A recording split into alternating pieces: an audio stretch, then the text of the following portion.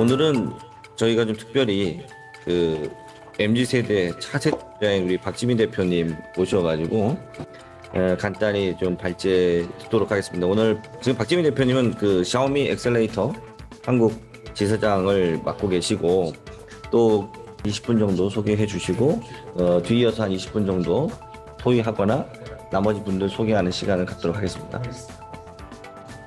발표를 할 수 있게 돼서 우선 저는 이제 올해 7월부터 중국 샤오미 웨이팅 회사를 가지고 샤오미 엑셀레이터 코리아의 한국 법인을 맡게 됐습니다. 개인적인 소개를 드리자면 저는 국경에서 유학을 했었고 국경에서 유학생 회장을 이제 역임한 바 있습니다. 제가 간단히 그냥 하나 말씀드리면 중장과 인연은 국경에서 활동하고 계신 고령화 전 KR 실장께서 이제 저를 초대를 해주셨고 여기 가운데 이제 뾰족 나와 있는 분입니다. 그래서 그 사진에 가운데 이제 유학생 때 그때 감회를 간단히 그냥 젊은 세대로서 말씀드리면 좀 신기했습니다. 왜냐하면 그 교동구에 있는 이제 중국 경제나 이제 중국의 기업 관련된 책을 내신 분들이 질량이 되셔서 어디기도 하고 좀 신기한 기회였습니다. 아마 여기 계신 분들 중에서 창업 스타트업 많이 들으셨을 텐데 엑셀러레이터는 아마 좀 약간 새로우실 수 있을 것 같아서 간단하게 한번 말씀드리면 그 중기부에서는 창업기획자라고 말하고요. 주로 20억에서 30억 밸류 언더의 이제 스타트업에 투자를 하는 뜻합니다. 한국에는 총 371개가 있고요. 그 중국계 엑셀러레이터는 과거에 타이쿠라는 테크코드 엑셀러레이터 코리아가 있었는데 이제 좀 운영을 잘못했는데 현재 폐업 상태고 아예 알리바바나 텐센트 바이두 계열사 아이티로 나오고 있습니다. 엑셀러레이터는 주로 돈 어떻게 버냐라고 했을 때 첫 번째로는 이제 정부 이제 부다 용역 사업을 많이 하고요. 두 번째는 이제 똑같이 VC처럼 펀드는 수수료가 있는 게 좀 낮습니다. 그다음에 세 번째는 2년에서 3년 미만으로 재파르게 투자금을 회수합니다. 근데 22개 중에 190가지가 서울에 걸려 있고 그리고 대부분이 이 엑셀러레이터로서 그냥 용역 사업으로 10억 미만의 매출을 내면서 금액이 살아가는 게 현실입니다. 내가 샤오미 엑셀레이터 코리아를 이제 개설해서 이제 총 세 가지 이제 좀 방향성을 잡고 진행할 거고요.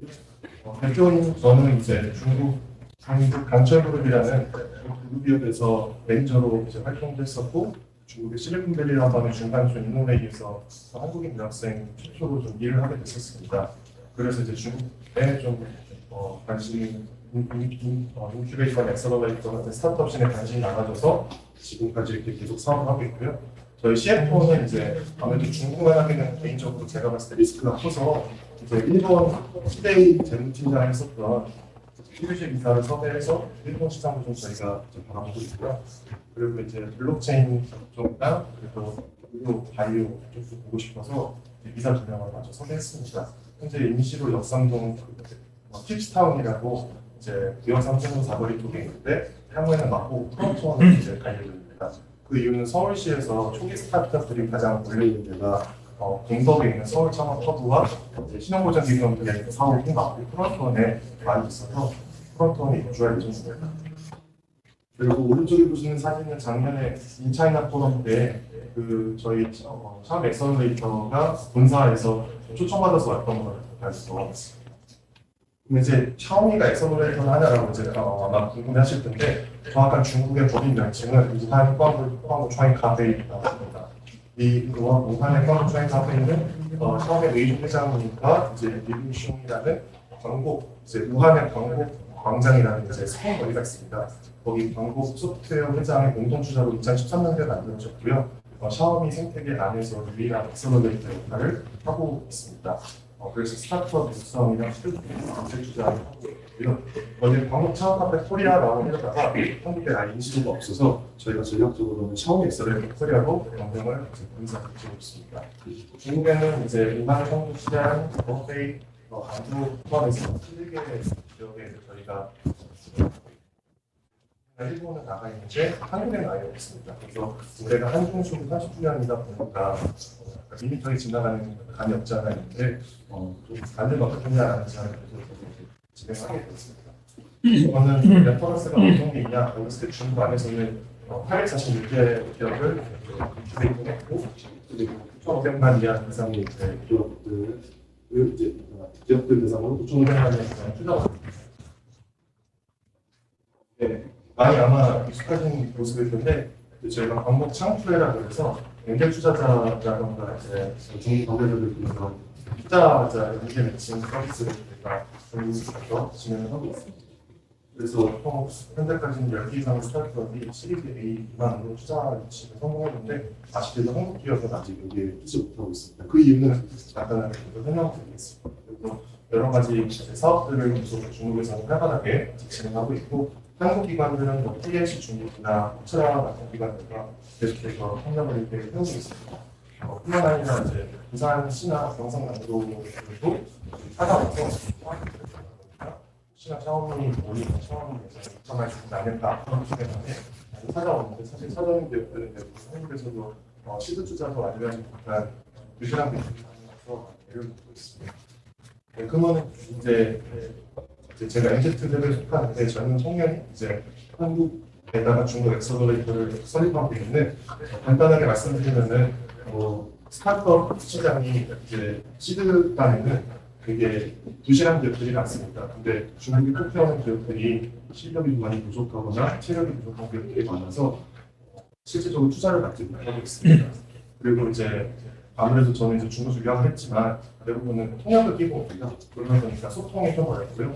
그리고 처음 생태계에 대한 이해도 하다 보니까 실질적으로 중국의 소프트 랜딩을 할 수 있는 역할의 그런 의지가 없습니다. 그래서 SES에서 추리로 저희가 전략을 세워서 내가 전략을 주고 한국에서의 펀드는 이제 다양한 얘기들 많이 중요한 거는 저희가 주요 LP들은 백식 경험이 있는 MZ 세대 스타트업 대표들을 이제 선정하고 있습니다. 펀드 GS 리테일의 이제 M&A를 성공한 티켓이라는 회사가 있는데요. 여기 티켓 이문주 대표 역시도 개인 자산이 이제 한 80억 이상이 있는데 그분을 포함한 이제 MZ 세대의 스타트업 대표들을 저희가 진짜 모집을 하고 있고요. 그리고 중국에다가 수출을 하고 있는 이제 공소기업들이 이제 지방에 흩어져 있습니다. 거기 대표님들도 100억에서 300억 미만의 기업들을 만나서 저희가 이제 개인 투자 조합들을 설립하고 있고 외국 엔젤 투자자는 일본의 재팬포스트이라고 포스트 1위 업체 자회사인데요. 거기 대표도 한국 스타트업에 관심이 있어서 저희가 인피를 하고 있습니다. 네, 그래서 저희 주요 파트너사는 일단 제가 열심히 뛰어다니면서 만난 투자사들과 유통사 그리고 일본은 이제 저는 잘 모르지만 저희 CFO님이 JP모건 재팬이랑 취직을 했을 때 주택만 네트워크를 가지고 저희가 향후의 지역들 이제 시드 투자뿐만 아니라 컴퍼니 빌딩으로서 중국과 일본 간의 소프트 랜딩 할 때도 노력할 생각입니다. 일단의 내용들은 간단한 저희 소개였고요. 제가 2020년 1월에 한국에 돌아와서 지난 2년 5개월 동안 이제 한국 스타트업들, 초기 스타트업들을 어떻게 해서든지 간에 중국에 만들고 싶은 마음이 커서 몇 가지 시도를 했습니다. 첫 번째는 이제 제가 2020년도 샤오미 엑셀러레이터랑 같이 온라인 비대면으로 계속 이제 비즈니스 스타트업을 하고 그리고 워낙 우리나라 기업들이 아야자르조차 중국어 제대로 안 돼 있어서 멘토링을 수업 기반으로 진행했었습니다. 투자 장면도 했었고 그때 이제 진행을 하다 보니까 첫 번째 이제 성공 사례가 있었습니다. 풍년에 페어립이라는 회사가 있는데 일단 여기가 이제 창업한 지 이제 3년 정도밖에 안 되는 스타트업입니다. 여기 첫 번째로는 이제 SQB 엔젤스라고 이제 서울대 교수님들이 만든 개인 투자자에서 투자를 받아주고 그 다음에 중국에서 VR, AR을 운영한 AR인 차이나라는 이제 중국의 큰 매체 회사를 통해서 현재 이제 600만 위안 정도로 지금 ROI를 쓰고 투자 계약을 진행하고 있습니다. 근데 이게 한국콘텐츠진흥원에서 추정하기로 코로나 시국에 스타트업이 중국에 바로 설립하고 실제로 ROI까지 받아낸 건 처음이다라고 이제 연락이 와서 좀 뜻깊었던 결과였고요. 두 번째 사례는 제 혼자 한 건 아니고 우리 중간 멤버로 계신 상상가의 김인종 대표님이 많이 도와주셨습니다. 그래서 팝콘픽처스가 만들었던 소방차 레이라는 만화 영화가 있는데요. 만화 영화를 중국에 이제 판권을 판매하고 싶었는데 도저히 법률적으로 해결하지 못하는 상황이었으나 상하이에 계신 유기정 대표가 도와줘서 이제 이걸 해결했습니다. 투자도 받아내고 중국에서 법인이 잘 설립돼서 현재 팝픽처스는 잘 운영 중에 있습니다. 세 번째는 제가 중화권이라고 표현한 이유는 화교 친구들을 통해서 이제 위크리에이티브에서 만든 세이펜이 있는데요. 이 세이펜은 이제 우리 동남아에 있는 인플루언서를 통해서 약 500만 원을 썼는데 매출이 4억이 났습니다. 네, 그래서 이것도 하나의 마케 마케팅의 사례로 보시면 좋겠고요. 쇼피라는 동남아의 이제 쿠팡 같은 회사의 플랫폼에 런칭이 되기도 했습니다. 마지막으로는 이제 인도네시아 쪽인데요. 저희가 이제 보유했던 드론 기업이 인도네시아 통신사인 텔콤셀을 담당자라는 스타트머니 성공해서 280억 원의 인상물을 이제 납품을 했고 실제로 사놨습니다. 그래서 이런 것들이 제가 2020년, 2021년 동안 부족하다만 하면서 좀 열심히 고공분수를 했던 사례로 좀 말씀드릴 수 있을 것 같습니다. 여기까지 제가 급하게 그런 분들이고요. 앞으로 어디 계신 선배님들한테 공도 없고 조언도 좀 많이 얻고 싶습니다. 감사합니다. 네, 사실 우리 중자연을 앞으로 이끌어 주실 그 차세대 MZ 세대 리더 중에 한 분이신 우리 박지민 대표님 발표 잘 들었고 계속 응원하고 저희들이 관심 갖고 지원하도록 하겠습니다. 다음 발표로 주식회사 사인템에 최영선 대표가 와서 발표를 해주셨습니다. 네, 저희 부사들 선전은 사인펜 저희가 이제 국내에서 서비스를 시작한 지 한 1년 정도 됐고 작년에 회사를 설립한 이후로 이제 올해 말 중국 진출로 저희가 중국 진출하는데 좀 필요한 것들을 아마 좀 보다 보니까 오늘 여기 발표를 같이 하게 됐습니다. 그래서 저와 함께 하고 있는 이제 김웅기 대표가 이제 슈퍼비라는 활동명으로 쇼미더머니에 많이 출연을 했었고요. 지금 뭐 영앤벤치 레포즈라는 힙합 레이블 회사를 이제 설립을 해서 후배 래퍼들을 양성을 하면서 힙합을 같이 진행을 하고 있습니다. 저 같은 경우에는 이제 대학교 때부터 창업을 했었고요. 그래서 대학교 때 창업을 했을 때 제가 중국에 잠깐 갔을 때 이제 박지민 대표를 만나게 됐었고 저도 그때 당시에 사업을 할 때 중국 진출을 좀 염두에 두고 있어서 너무 좋았던 것이 인연이 돼서 이 자리에 함께하게 됐습니다. 그래서 우선 저희가 이제 중국에 대한 어떤 세대들을 조금 정의를 해보면요, 이제 제가 90년대생인데 90년대 세대를 이제 주링어우라고 하고 있고 2000년대생 이제 링링어우라고 합니다. 근데 이제 이 주링어우와 링링어우가 앞으로의 소비에 굉장히 큰 축이 되고 있다는 것을 보여드릴 건데 이 주링어우의 특성을 보면은 주링어우들은 살면서 이제 베이징 올림픽이라든지 그 다음에 이제 다양한 이제 중국의 기업들이 성장하는 모습을 보면서 인터넷 세대에 이제 가까운 세대들입니다. 그러면서 이 세대의 부모님 세대들이 좀 부유한 삶을 살았기 때문에 조금 더 과시적인 성향이나 자기 중심적인 어떤 소비 성향을 보이는 그런 경향이 있습니다. 또 실제로 이 세대들이 80년대생과 90년대 세대가 명품 구매액이 가장 높다고 합니다. 이거 둘을 합치면 우리의 부모 세대들의 소비 지출액과 맞먹을 정도로 굉장히 많은 명품에 지출을 하고 있고요. 실제로 명품을 지출하는 것 중에서 부모님의 지원이 58%에 달할 정도로 부모님의 지원을 받은 돈으로 젊은 층들의 자기 과실을 위해서 명품을 굉장히 많이 소비한다라고 하고 있습니다. 그리고 전 세계 명품 시장이 굉장히 큰 비중을 차지하고 있고 향후에 좀 전망은 계속 지속적으로 증가할 것으로 보고 있습니다. 중국에서 이렇게 이런 소비가 정말 확산되고 있는데 특히 Z세대 관련된 지출 현황이라는 게 있습니다. 위에서 보여드리겠지만 Z세대들이 어떻게 소비를 많이 하고 있는지 보여드릴 건데요. 그 중에서도 Z세대가 자기의 돈으로 지출한 금액인데 이게 세계 평균보다 약 2배 정도 됐다고 합니다. 그러니까 세계 평균 Z세대들이 돈을 쓰는 것보다 중국 Z세대가 돈을 쓰는 비율이 훨씬 더 높다고 보시면 될 것 같고요. 다음으로 보여드리면 Z세대가 그럼 어디에 과연 소비를 많이 할까라고 보는데 선생님들아 요즘에 국뽕이라고 혹시 들어보셨죠? 국뽕이라고 이제 애국심에 의한 어떤 소비라든지 그런 것들이 있는데 이 TV아들도 이 Z세대가 국뽕이 굉장히 심한 세대라고 합니다. 그래서 국산품에 관심이 굉장히 많아서 중국 국산품에 이제 관심을 표명한 비율이 그 전에 Y세대에 비해서 18% 정도 높게 나타났고 이 Z세대가 관심 있는 품목들이 보통 의류, 가방, 신발, 패션 분야, 명품 분야에 굉장히 치중이 되어 있다고 합니다. 또 특이하게도 자기 관리 이런 것들에 굉장히 관심이 많아서 건강 관리 지출 비용도 Z세대 절반 이상이 완전 500위안 이상을 지출하고 있다고. 우리나라도 보시면은 지금 국내 MZ 세대들이 자기 관리를 위해서 운동을 하거나 건강식품을 20대 때부터 챙겨 먹는 모습을 보이고 있는데 중국에서도 비슷한 현상을 보이고 있습니다. 그리고 특이하게 또 피규어 같은 것들 이런 것들에도 소비를 굉장히 많이 하면서 기존 세대들은 이해할 수 없는 어떤 그런 특이한 소비 성향을 계속 보여주고 있고 자기가 좋아하는 거, 관심 있는 거에 있어서는 돈을 아끼지 않고 있다는 것으로 판단할 수 있을 것 같아요.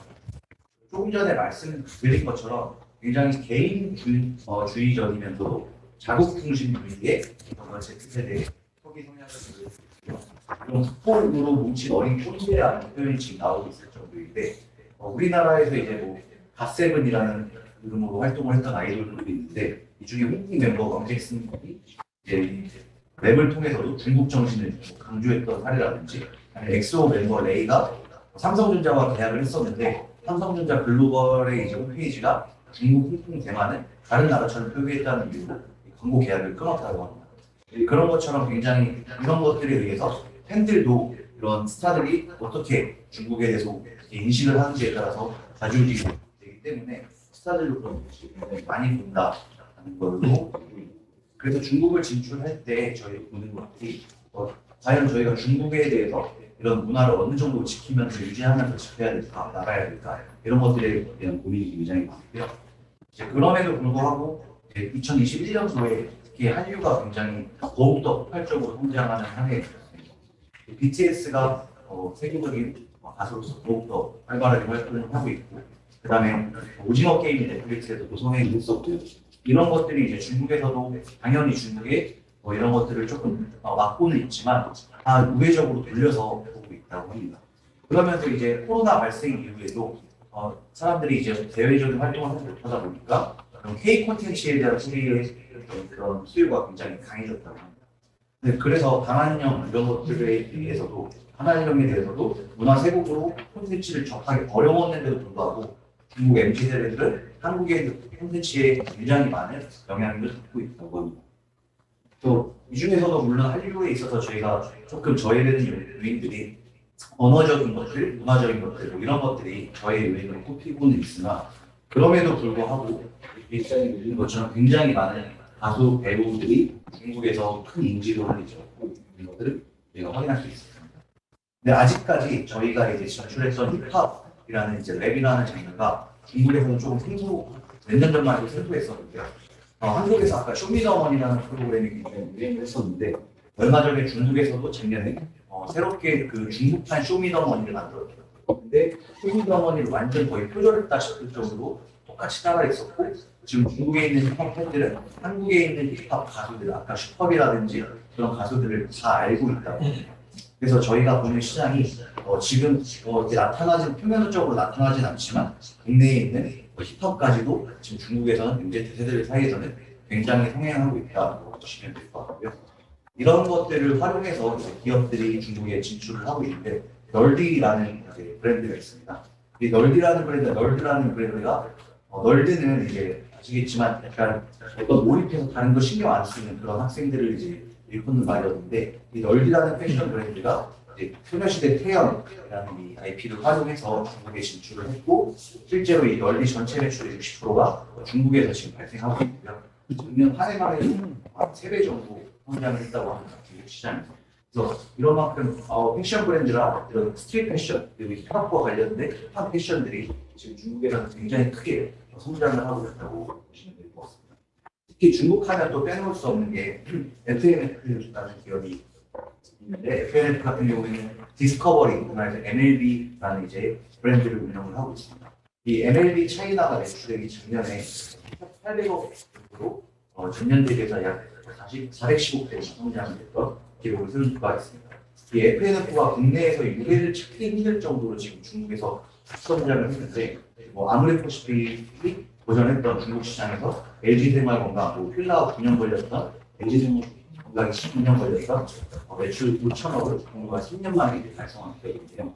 이 FNF도 이 NLB라는 브랜드, 굉장히 힙하고 젊은 MZ 세대들한테 먹히는 이 브랜드 하나로 중국에서 이렇게 급성장을 했던 사례라고 보시면 될 것 같습니다. 그래서 중국을 진출할 때 특히 이제 한국 기업들이 못하는 것 중에 하나가 현지에서 MZ 세대들과 소통하고 CS 관리를 하는 이런 것들이 굉장히 부족했는데 지금 중국에 있는 이제 웨이보, 위챗, 샤오홍슈, 틱톡 이런 것들을 적극적으로 활용해서 중국의 MZ 세대들과 직접 소통할 수 있는 채널을 하는 것이 굉장히 중요한 관건이라고. 그래서 저희도 이제 중국 진출을 하기 위해서 이제 국내에서 이긴 연예인 IT, 그다음에 중국 SNS를 통해서 소통할 수 있는 이런 능력, 그리고 현지화 전략과 제품들의 특성에 맞는 그런 제품이나 서비스를 기획해야만 국내 기업이 이제 중국에 진출했을 때 성공할 수 있는 조건들이 아닐까 보고 있습니다. 그래서 저희가 지금 한국에서 했던 것 같은 경우에는 이제 여러분 혹시 그 오픈런이라고 해서 매장 앞에 명품 사기 위해서 아침부터 줄 서서 기다린다는 뉴스 보셨을 겁니다. 이게 오프라인에서 시작이 됐었는데 온라인에서도 이런 것들이 있습니다. 그래서 온라인에서는 이것들을 어떻게 하냐면 1000명 한정이라고 하면은 10,000명이 응모를 해서 1000명만 랜덤으로 뽑아서 1000명만 구매할 수 있는 자격이 주어지는 것을 래플 마케팅이라고 하는데 이 래플이 왜 행행을 하냐면 기업들이 한정판 어떤 제품들을 굉장히 많이 출시를 합니다. 이게 이 한정판 제품이 만약에 50만 원에 출시가 됐는데 다음날 리세 다른 사람한테 재판매를 할 때는 500만 원에 거래가 되는 현상이 나타나고 있습니다. 왜냐하면 이 MZ 세대들은 한정판 제품에 대한 굉장히 강한 소유욕을 나타내고 있고 지금 이런 패션 업계에서 굉장히 초기 시장으로 성장을 하고 있는데 중국에서도 마찬가지로 이런 현상들이 벌어지고 있습니다. 그래서 저희가 타겟으로 하는 이 MZ 세대는 강력한 소유욕을 한정판에 대한 소유욕이 있고 컨슈머 그리고 페이슈머라고 하는 새로운 소비 트렌드를 이제 보여주고 있습니다. 저희는 이런 트렌드를 활용해서 과연 어떤 브랜드를 어떤 사업을 전개를 할까 하다가 이제 저희가 지금 하는 것들이 연예인들이나 셀럽들이 굉장히 많은 명품과 대장품을 가지고 있는데 이것들 한 번 입고 방송에 나가면 다음에 다시는 안 입거든요. 그래서 옷장에 박아두는 옷들을 저희는 이것들을 활용해서 밴드라테 래플 방식으로 재판매하는 서비스를 만들었어요. 그래서 저희가 이것들을 출시하자마자 국내에서는 이렇게 온라인 웹으로 출시를 했었는데 그때 4주 동안 저희가 테스트로 국내에 있는 힙합 연예인들 한 20명 정도를 저희가 섭외를 했었고 4주 만에 저희가 특별한 마케팅 비용을 들이지 않았는데 한 22,000명의 국내 가입자들이 제공하고 있습니다. 그래서 이런 것들이 지금 국내에서는 굉장히 초기 시장이고 지금도 저희가 다양한 브랜드들과 콜라보를 해서 그런 사업을 아까 말씀드렸던 FNF와도 지금 저희가 브랜드 콜라보레이션을 위해서 같이 협업을 하고 있는데 이런 것들을 통해서 중국 시장에 진출을 한다면 국내에 있는 연예인 IT 그리고 좀 더 제품에 대해 맞는 감성에 맞는 힙합 브랜드들을 중국에 지속적으로 런칭을 해서 수출할 수 있는 그런 사업을 지금 전개를 하고 있습니다. 저희 비즈니스 모델은 이렇게 다른 것 같은데 이해를 넘어가도록 하고요. 저희는 마지막으로 그래서 우리 중국 시장에 진출하기 위해서는 다양한 국내에 있는 연예인 IP를 지속적으로 소싱하는 운영이 필요할 것이고 그 다음에 이런 한정판 브랜드들을 국내에 있는 물지의 패션 브랜드들과 협업을 통해서 지속적으로 중국에 수출을 할 수 있는 그런 K-콘텐츠화해서 수출할 수 있는 것들이 저희가 중국 시장에서 성공할 수 있는 비결이라고 보고 있습니다. 제가 셀프나 저희 사업과 그 다음에 중국 진출을 저희 준비하고 있는지에 대한 소개를 드리겠습니다. 네, 우리 최현성 대표님 사인펜 발표 잘 들었습니다. 중국 MZ 세대 소비 패턴 분석 주신 부분 중에서도 가장 인상적인 게 이제 국뽕 그리고 건강. 사실 최근에 통계 보셨겠지만 우리가 올해가 한중 수교 30주년인데 역대 대한민국 국민들이 중국을 혐오하는 비중이 가장 높아져서 이제 80%대가 넘었습니다. 중국에서 공부도 하고 또 같이 일도 하고 했던 사람으로서는 특히 또 중국 자본시장 연구회가 중국 시장을 연구하는 모임으로 봤을 때는 한중 수교 30주년인 올해 한중 양국 관계 그리고 한국 양국 그 국민들의 상대방 국가에 대한 이런 혐오 분위기가 사실 상당히 유감이 아닐 수 없고 이런 부분들을 어떻게 좀 해결해 나갈 것인가라는 측면을 보면 어, 지난주에 사실 우리가 한중 그 수교 30주년 기념 우호 행사를 참석을 했었는데 거기서도 이제 이만 수석 PD께서 말씀 주신 것처럼 결국 민간의 교류가 훨씬 중요하다라고 생각을 합니다. 어, 민간의 교류 확대를 통해서 어, 정치적으로 첨예한 그런 관계가 있더라도 민간의 교류가 그런 부분들을 좀 희석시키고 시간은 좀 걸리더라도 한중 양국 관계를 개선해 나가는데 중자연도 함께 좀 동참해야 되지 않나 생각을 하고 오늘 발표 주신 분들에 대한 뭐 질문 내지는 코멘트 있으신 분들은 자유롭게 또 의견 나눠주시기 바랍니다. 너무 많이 배우고 있습니다. 제가 아까 저기 그 최영진 수석부장님 말씀하셨듯이 혐한에 대해서, 혐중에 대해서 깊이 사고를 한번 해봤는데요. 예. 사실 그 1992년에 교역했을 당시에 그 중국 대중국 투자는 1억 불이 좀 넘었다고 하는데 지금 66억이라고 하는데요. 반대로 중국에서 한국 투자하는 쪽은 2억 불입니다. 그래서 이제 그 이런 혐중 혐한에도 불구하고 많은 인적 교류, 민간 교류가 이루어지고 있고 뒤에서는 다 돈을 벌고 있는 것 같습니다. 돈 버는 사람들은. 박지민 대표님께서 한강촌에도 계셨고 한국이랑 중국을 왔다 갔다 하시면서 느끼는 점이 많으실 것 같고요. 아까 저희 수석부장님 말씀하신 것처럼 그러니까 민간 교류를 어떻게 하면은 이런 중국의 이미지를 쇄신할 수 있을까? 네, 이런 것들이 제가 항상 고민하고 있는 건데 그 현지에 또 교류도 많이 하시고 중국에도 저보다 오래 사셨고 중국에 사분 찾아본 적은 없고요. 네, 또 잘 알고 계시다고 생각합니다. 네, 그래서 어떠한 쪽에서 민간 쪽에서 그 경주를 해야지 우리가 이렇게 저같이 뒤늦게 이렇게 신중 이런 사람들 그래서 어떻게 생각하고 계신지 어떤 노력을 경주하고 계시면서 또 향후 앞으로 5년 뒤, 10년 뒤 중국의 한중 관계를 보셔서 어떤 노력이 필요한지 민간 쪽에서 말씀해 주시면 감사드리겠습니다. 네, 감사합니다. 제가 젊은 세대니까 제 시야에서 말씀드리는 거라 좀 먼저 이해드리겠습니다. 우선은 제가 유학회에서 유학생 회장했었던 당시가 2017, 18 시즌이었습니다. 아마 아직까지도 마찬가지로 이 90년대 후반, 2000년대 초반생의 대학생들이 이제 중국에서 면접하는 대학이든 혹은 이제 다른 1, 2, 3, 4 소식의 대학을 다니든 대부분 졸업하고 중국의 국유 기업이나 혹은 이제 기업이나 이제 인터넷 기업들에 가지 못합니다. 그들한테 가장 잘하는 애석하게도 중국에 진출해 있는 한국 기업에 인턴을 하거나 혹은 이제 취업을 했다라는 소식입니다.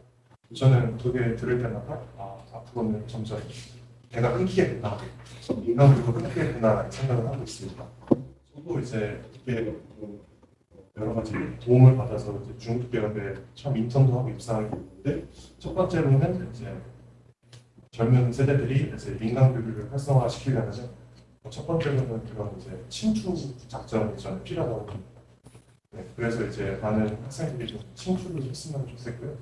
두 번째는 북경에서 저는 유학을 했지만 이제 타 지역은 되게 열악합니다. 뭐가 열악하냐면 그 중국 기업인이나 이제 특히 정부와의 교류를 할 수 있는 방안이 많이 없습니다. 제가 제일 애석했던 것 중에 하나가 그 북경의 대사관 밑에 가면은 그 국제 청년 교육 중심이라는 곳이 있어요. 거기 하면은 중일 무슨 공부 딸론 같은 걸 여는데 한중일은 없습니다. 중일안이라고 하잖아요. 그래서 이제 제가 갔었을 때 태아마 전 총리가 왔는데 낙동강 올려리 된 지역이 있었어요. 그래가지고 그런 민간 교류, 여기서는 봉사활동이라고 안 하고 사회실천이라고 하는데 그 우리나라 기업들이 CSB 같으면서 많이 이제 SK나 다양한 기업들이 하고 있으나 이제 그런 사회 실천적인 관점에서 봤을 때는 일본 기업이 한국 기업을 앞서고 있다라는 제가 2017-18년도 시기였고요. 그다음에 마지막으로는 이제 사실 또 애석하게도 지금 사드 이후에 코로나 이후에 지금 장기화가 되고 있는데 상하이라는 비행기가 480만 원 정도 하더라고요. 우선 이게 저한테 호재고 기회라고 저는 생각했어요. 그 이유는 뭐냐면 오프라인의 인적 교류가 끊기니까 제 밑에 있는 친구들이 자원이 되더라고요. 근데 이제 이게 저한테는 좋은데 이제 매스로 봤을 때는 서로 간의 교류가 적어졌기 때문에 좀 두렵지 않나 싶습니다. 그래서 그냥 제 개인적인 30대 초반의 관점에서는 이제 민간 교류가 이제 일어나기 위해서는 젊은이들이 중국의 기업이나 이제 사회 활동에 해야 된다. 친출을 해서 그들과 친해지고 이제 저와 같은 형태로 뭔가 좀 한국의 중국의 기업이나 자본을 끌어와야 뭔가 도움이 되지 않을까라는 간단한 생각을 갖고 있습니다. 부족하지만 이렇게 말씀드리면 괜찮을까요? 제가 한중 30주년 됐고 뭐 여러 가지 관계에서 말씀 한번 좀 드리고자 합니다. 저희 김구경이고요. 장구경은 아니고 장구경은 죽었고 김구경이 아니고 죽습니다. 뭐 감사하게 살아있는데 제가 92년도 한중 수교되면서 최초로 북경대학교 유학을 갔어요. 고급진수생을 갔었고 중국의 상해에서 증권단 네 있었고 대표는 뭐 거기 수석 대표가 있었고 그다음 북단대에서 기업관리 강사를 다녔어요. 자산운용사에도 있었고 뭐 지금은 이제 금융에 투자 일임업을 하고 있습니다. 그냥 놀고 싶어가지고 뭐라도 이걸 엔터테인을 만들고자 해서 그렇게 가고 있는데 최근에 이슈거리 중에 뭐 여기 북경대 교수님도 강삼 교수님도 계시는데 몇 가지를 좀 이야기를 좀 하고 싶어요. 지금 이야기 나왔던 것 중에서 하나. 어떻게 하면 지금 세대 이렇게 바뀌어져 있는데 바꿀 수 있느냐. 작년 연말에 부산에서 중국 대사관에서 그 중국 유학생들 모임이 있었어요. 중국 대사 들어왔을 때 많은 분들이 경험을 이야기를 했지만 제가 표현했던 말이 이거예요. 이 정도의 아웃을 딱 할 신담원이라고 합니다.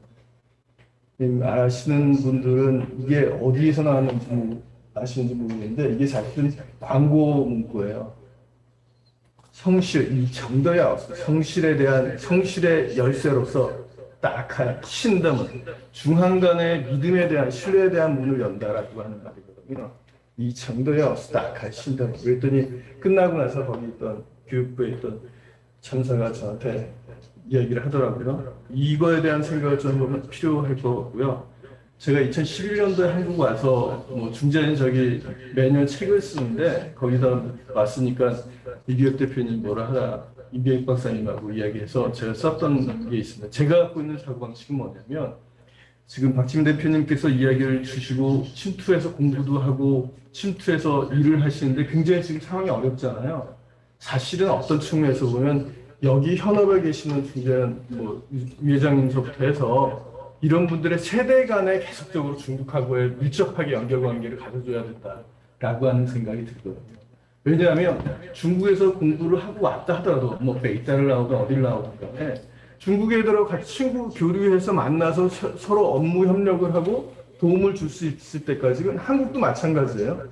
최소한 10년에서 20년 걸린다고. 이 사회 연결고리를 누가 해줄 거냐고.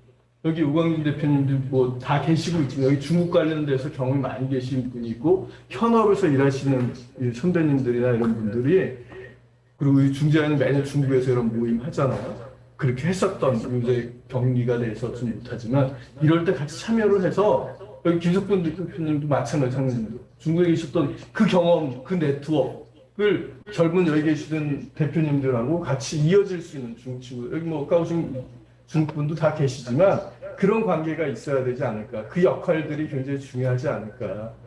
굉장한 네트워크가 갖고 계시는 이기혁 대표님도 다 계시지만 그게 저는 굉장히 중요하다고 생각이 되거든요.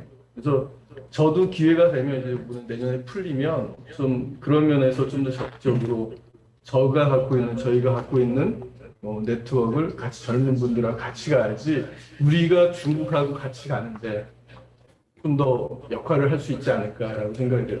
그 김세영 대표께서 이야기하셨던 친중 이야기했는데 중국 사람들은 친중, 친미 이런 개념, 친이라는 말을 안 쓰거든요. 하라는 말, 하한. 좋아한다라는 개념으로 접근을 합니다. 좋아하는 거예요. 같이 어울리고 같이 더불어 할 수 있는 그런 것들을 같이 하기 위해서 역할은 젊은 분들, MZ세대 때문에 노력만으로는 되지 않고 세대 간에서 좀 더 같이 미끄러져 갈 수 있는 그런 게 돼야 되지 않을까. 그런 걸 하기 위해서는 저도 좀 더 노력하고 온라인상에 계시는 많은 분들도 경험 계신 분들이 많이 계시거든요. 그분들도 우리 중장을 통해서 좀 더 어떤 체계가 되면 그런 역할을 할 수 있는 그런 계기가 될 수 있는 좀 노력을 좀 하고 네트워크를 서로 예전부터 말씀하셨던 이재명 회장님도 말씀하셨던 그런 우리가 갖고 있는 네트워크를 좀 모을 수 있는 그런 거가 됐으면 하는 생각이 듭니다. 뭐 저는 이게 없으니까 별로 그런데 앞으로 기회가 되면 좀 노력을 하도록 하겠습니다. 저도 국뽕에 대해서 한마디 코멘트를 하면요. 사실은 굉장히 정치적인 색채가 강하지 않나 그런 의심을 지을 수가 없는 게 마오쩌둥이 홍위병을 위해서 자기 권력을 유지했듯이 시진핑이 정치적인 위기를 타개하기 위해서 경제적인 어려움을 타개하기 위해서 젊은이들에게 그런 방향으로 유도하지 않나 그런 의심이 약간 들고요.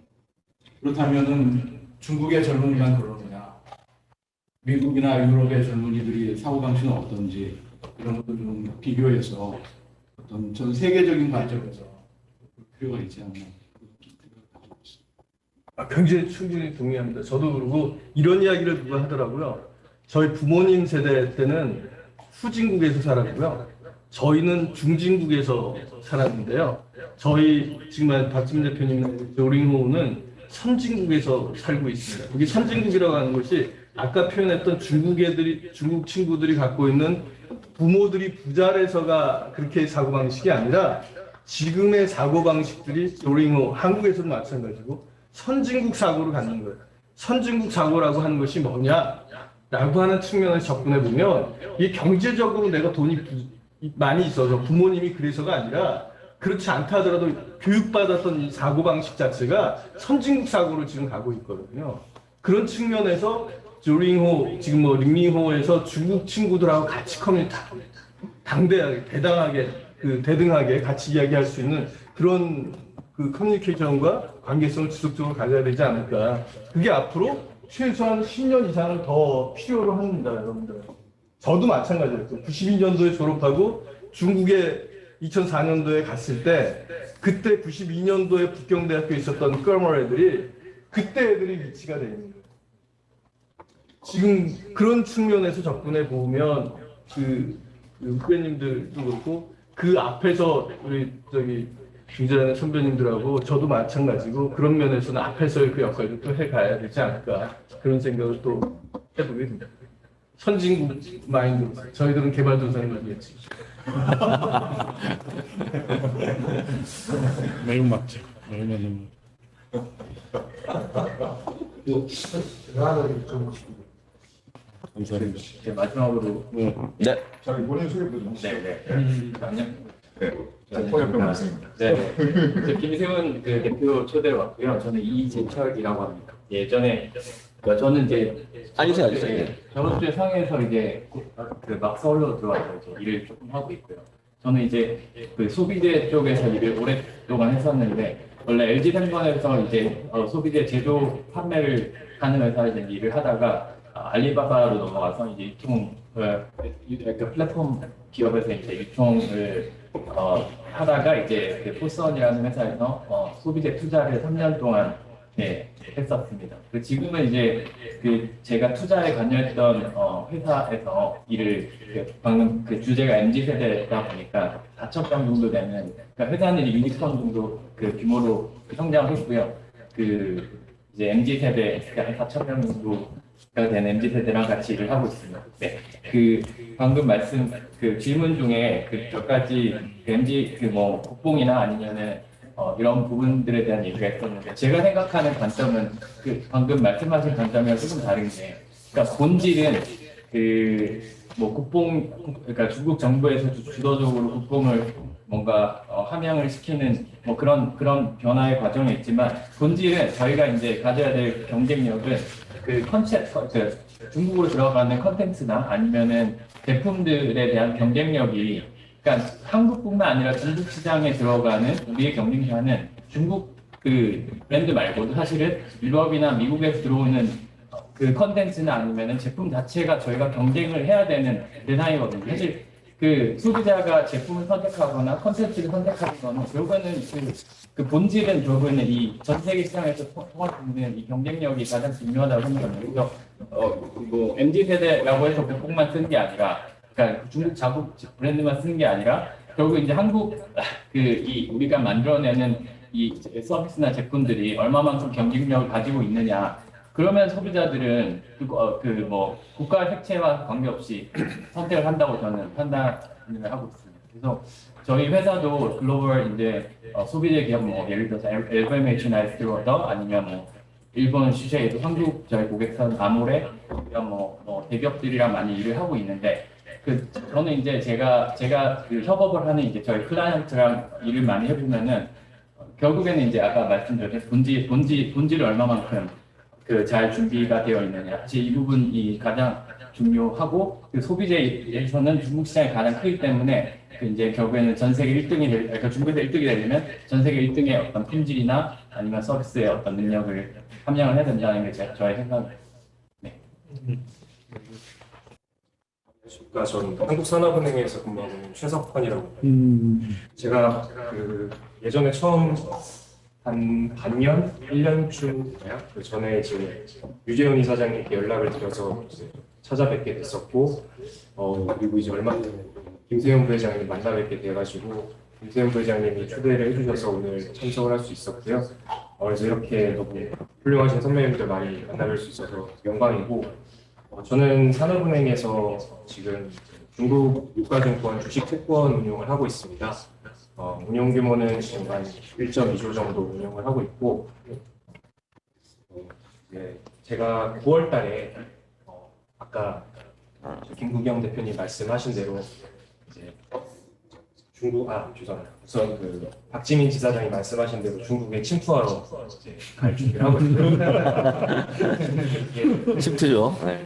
침투적으로 제가 이제 김구경 대표님 말씀하신 대로 10년에서 20년 중국과 한국 자본시장 간의 가결화를 할 수 있도록 열심히 연결고리가 될 수 있도록 노력을 할 생각입니다. 그래서 일단 저는 어릴 때 상해랑 북경에서 유학 생활을 잠깐 했었고, 이번에 북경에 들어가게 되는 건 이제 회사에서 유학을 가게 돼서 북경에 이제 중국 인민은행에서 설립한 그 칭화 우사코라는 금융학원이 있는데 거기에서 하는 이제 코넬 칭화 파이낸스 MBA라고 부수학위로 진행되는 프로그램이 있고, 거기로 이제 유학을 하고 유학을 마친 후에는 현지에서 근무를 계속할 계획이 있습니다.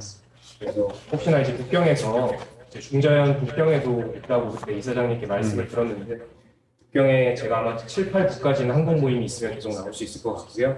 이제 9월 달에 들어가서 이제 중국 북경에서 현지에서 제가 뭔가 참여를 하거나 도움을 드릴 수 있는 부분이 있으면 적극적으로 도움을 드리고 할 수 있었으면 좋겠습니다. 그리고 제가 짧은 시평으로나마 아까 이제 이사장님이랑 그다음에 이제 김 대표님께서 말씀하셨던 부분에 대해서 제 개인적인 의견을 말씀을 드리면, 제가 현업에서 이제 중국 주식 채권을 투자를 하고 있는 운용을 하고 있는 매니저 입장에서 봤을 때 이제 이사장님이 질문 주셨던 중국의 회사채가 중국의 크레딧을 하느냐, 저는 일단 아니라고 생각을 하고요. 첫 번째로는 이제 중국 영내 위안화로 발행되는 회사채 같은 경우는 너무 일단 신용평가 체계가 투명하지가 않고, 이제 특히나 외국인 투자자 입장에서는 그 크레딧을 분석할 툴 자체가 매우 거의 없다고 볼 수 있는 상황입니다. 그래서 저도 이제 채권은 중국 위안화 회사채는 투자를 아예 안 하고 있고요. 회사채 투자하느니 이제 주식시장에 투자하는 훨씬 더 현명하다고 판단을 하고 있습니다. 그리고 이제 달러물 같은 경우에는 오히려 좀 더 객관적일 수는 있는데, 다만 이제 중국 기업들이 달러를 찍어낼 만한 니즈가 있는 회사들이 좀 제한적이라서 중국의 전반적인 크레딧 시장을 반영하고 있다고 보기에는 좀 다소 제한적이라고 생각을 합니다. 그래서 그런 부분이 있고 이제 김구경 대표님 말씀하셨던 이제 자금 유출입에 있어서는 제가 최근에도 이제 저희는 이제 기관 투자자로서 좀 대우를 받고 있긴 합니다만 이제 사고 팔고 원금을 회수하고 이익금을 회수하면 이게 제가 갖고 있는 라이센스는 이제 QFI라고 예전 QP 통합한 그 라이센스로 주로 운영을 하고 채권은 이제 CIBM 다이렉트 액세스라는 플랫폼을 쓰고 있는데 무조건 이제 회수를 하면 여기로 뺐다가 다시 한국으로 들여오든지 중국으로 넣어야 되거든요. 그래서 그런 작업을 중간중간에 계속 하는데 오히려 뭐 과거 몇 년 전에 비하면 규제가 많이 풀려 있는 상황이고요. 이제 예전 같은 경우에 이익금을 회수하려 그러면 세무 관련된 뭔가 클리어링이 필요했는데 지금 그런 거 없이 자유롭게 그냥 확인 한 장만 쓰면 회수할 수 있고 최근에도 뭐 홍콩에서 기관 투자자로서는 자금의 유출입에 있어서 저희가 뭐 현지 홍콩에 있는 대포를 사용하거나 할 때 자금이 뭐 딜레이가 생긴다거나 그런 캐시플로우에 문제가 생긴 적이 전혀 없었어서 뭐 이게 개인 이제 인더스트리 차원에서는 잘 모르겠습니다. 개인은 그런데 이제 기관 투자자 입장에서는 그런 부분이 아직은 발견되지 않았다. 앞으로 잘 부탁드리겠습니다. 네, 그러면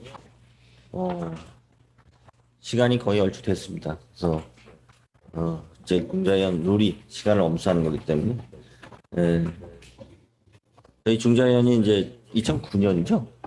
정말 어떤 모임을 10년 이상 한다는 게 상당히 쉽지 않은데 저희가 벌써 13년이 됐고 오늘 아침에 말씀드린 것처럼 155차 조찬 세미나입니다. 그래서 유재훈 이사장님 또 지금 보면 정유신 회장님도 들어와 계시고 또 우리 임배영이 박사님도 계시고 우리 또 이규엽 대표님도 계시고 뭐 이 자리에 하지 않았지만 또 변웅재 변호사님 등등 해서 그동안 이렇게 모임을 만들어 주시고 또 함께 이끌어 주시고 오늘까지 이렇게 좋은 모임이 13년 동안 이어질 수 있도록 해주셔서 정말 감사하다는 말씀을 드립니다. 네, 고맙습니다. 이상 마치겠습니다.